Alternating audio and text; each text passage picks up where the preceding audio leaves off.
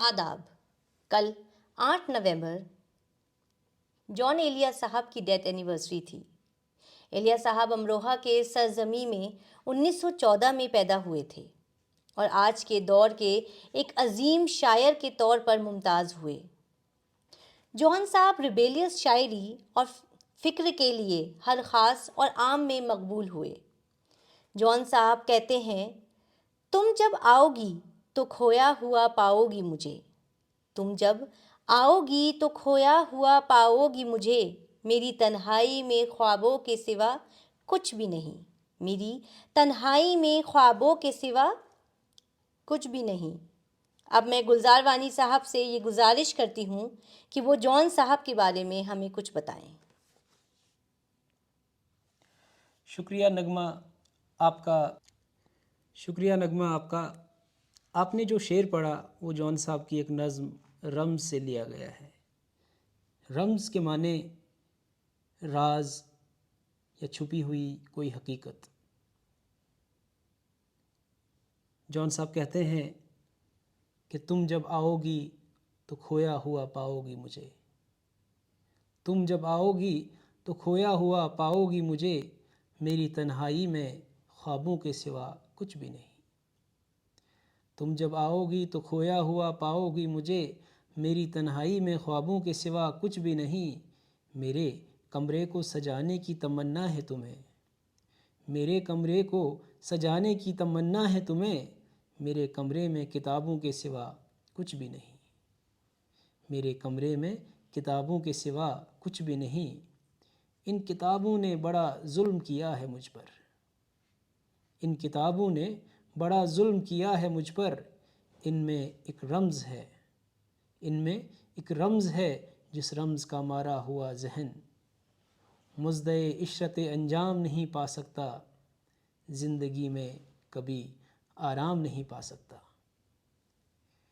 میں نے بھی جان صاحب کو خراج عقیدت پیش کرتے ہوئے چند اشعار لکھے ہیں جو میں آپ کے سامنے پیش کرنا چاہوں گا. وہ خود شناسی میں ڈوبا تھا یقین مگر محکم تھا، وہ خود شناسی میں ڈوبا تھا یقین مگر محکم تھا، پہچاننے میں دیر ہوئی تب نہ اس کا عالم تھا، پہچاننے میں دیر ہوئی تب نہ اس کا عالم تھا.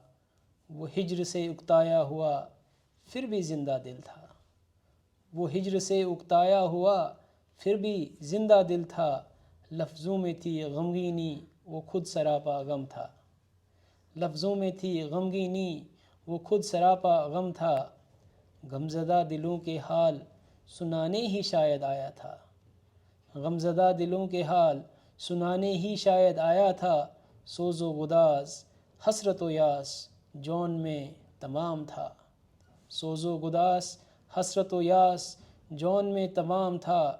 امروہے کا نوجوان بدقسمتی سے ملک چھوڑ گیا، امروہے کا نوجوان بدقسمتی سے ملک چھوڑ گیا.